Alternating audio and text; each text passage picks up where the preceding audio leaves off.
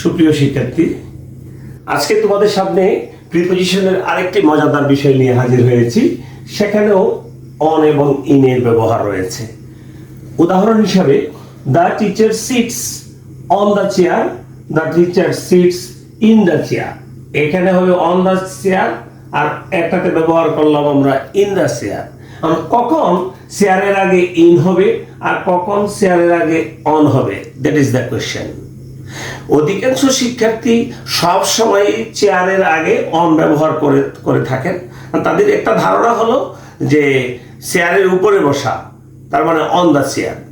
চেয়ারের উপরেই বসি আমরা সাধারণত, তো উপরে কোনো কিছু বসা হলে এটাকে অন দ্য চেয়ার বলি। টেবিলের উপরে একটি বই আছে, there is a book on the table. টেবিলকে টাচ করে উপরে বই আছে, তার মানে এটা on the table, on the chair, এটাই বুঝি আমরা। কিন্তু কিছু কিছু ক্ষেত্রে অন না বসে ইন বসে। কখন ইন বসে সেটাই আজকে দেখার বিষয়। সুপ্রিয় শিক্ষার্থী, types of chair, types of chair. চেয়ারের যদি টাইপস ব্যবহার করি আমরা, তাহলে আমরা তাকে দুটি টাইপ বলতে পারি। চেয়ারের টাইপ কয়টা বলতে পারি? Two type chair. One type chair general chair, general chair, I mean armless chair, মানে চেয়ারের বাহু ছাড়া, হাত রাখার মতো চেয়ারে কোনো জায়গা নাই, যেটাকে আমরা বলি আমাদের অনেক এলাকায় মাস্টার চেয়ার বলে, মাস্টার চেয়ার। আবার ডাইনিং চেয়ার, ডাইনিং চেয়ার। এই মাস্টার চেয়ার, ডাইনিং চেয়ার, ওই ধরনের চেয়ারে হাত রেখে আরাম করার মতো কোনো ব্যবস্থা থাকে না। এই সকল চেয়ারের জন্য হবে on the chair. On the chair হবে কি? জেনারেল চেয়ার, যেগুলি সাধারণ চেয়ার, যেগুলি হাতল থাকে না, যেগুলিকে খুব বসে আরাম করা যায় না, এই চেয়ারগুলির ক্ষেত্রে আমরা ব্যবহার করব অন।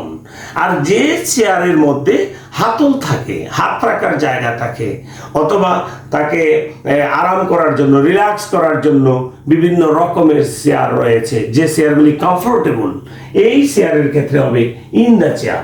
আশা করি আমি ক্লিয়ার করতে পেরেছি যে চেয়ারগুলি যেমন কমফোর্টেবল চেয়ার, যেগুলো কমফোর্টেবল চেয়ার, তার মানে আর্ম চেয়ার, আর্ম চেয়ার, অর্থাৎ যে চেয়ারের বাহু রয়েছে, যে চেয়ার ব্যবহার করতে খুব আরামদায়ক, যেমন আমাদের হাতাওয়ালা চেয়ার। এরপরে অনেক রিল্যাক্স করার আরামপ্রদ কিছু চেয়ার আছে, সেই সব রিভলভিং চেয়ার। তো এইসব আরামদায়ক চেয়ারের জন্য আমরা বলবো ইন দ্য চেয়ার। আর সাধারণ chair, master chair, dining chair, idle চেয়ারের জন্য বলবো অন দ্য চেয়ার। আশা করি আমরা ক্লিয়ার করতে পেরেছি।